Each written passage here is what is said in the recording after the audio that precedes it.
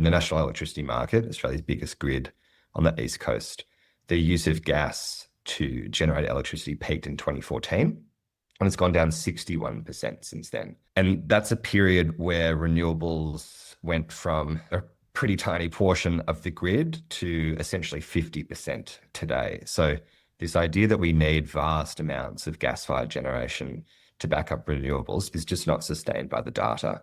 Gas generation is about 4% of the grid in the national electricity market at the moment. And all of the forecasts from the energy market operator are that actually in absolute amount of electricity generated, we will need less gas electricity in the future than we have today. So all of these signs are pointing to a really critical role for gas generation in the grid, but critical does not mean big, it means important. We will not be well placed if we don't have enough gas in the system. But every time you hear this argument that gas has a really important backup role to play, it's critical to remember that it's a very small role and it's getting smaller every day. That's right. And that's what we don't have at the moment. We've already seen a couple of cases in West Australia and a couple of cases in Victoria where the gas network company that owns the pipelines has basically said, actually, it's no longer viable for us to keep serving customers with gas in these areas. And so we're going to shut these networks down. And in each case, they gave somewhere between 6 and 18 months notice to the affected communities. In both cases in West Australia, the state government had to step in, delay those closures, and then stump up millions of dollars to help households transition, because you can't just tell someone, actually, you've got to switch off all your appliances in 6 to 12 months. For some people, that might cost thousands, maybe tens of thousands if you're a small business and you've got a couple of big gas stoves.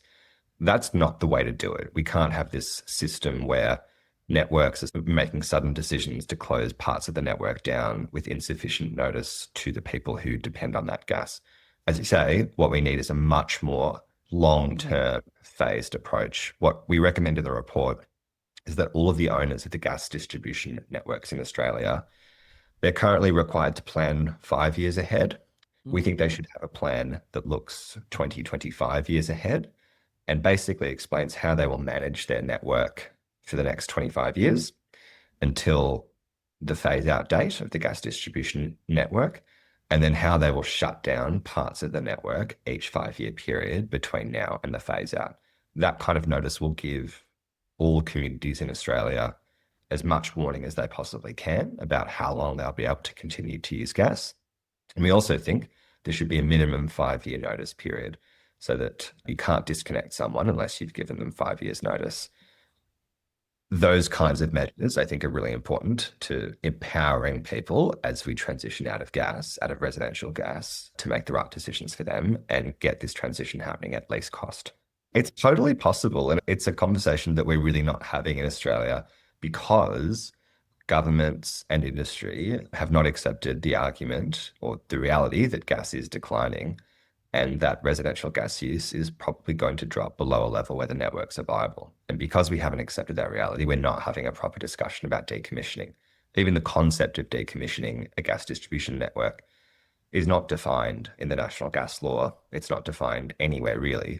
So we have no idea what it means to say this network is going to shut down this area of the gas network.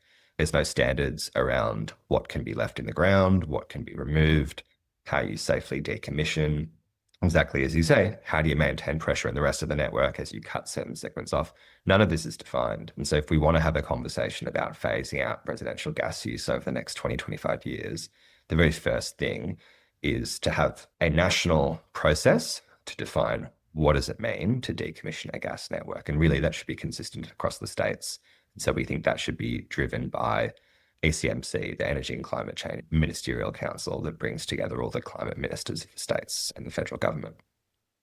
The fact that households now have really viable options to generate their own power, and with the battery revolution to store that power as well, it really does change the calculation for millions of people about what makes the most sense for them. Consistent analyses have shown that most households will save money pretty quickly if they switch from gas to electric appliances. If you install solar and batteries and EVs, then the savings are even greater. One challenge, though, that this presents is that there's really two things happening at the same time. Households are switching off gas, And then they're also switching on to electricity, and not just from their gas appliances, but also from the electrification of vehicles. And so one thing which we're really conscious of in this report is at the moment, there's not a lot of coordination between the reduction in gas use as people degasify or switch off gas and the increase in electricity usage as people install new appliances.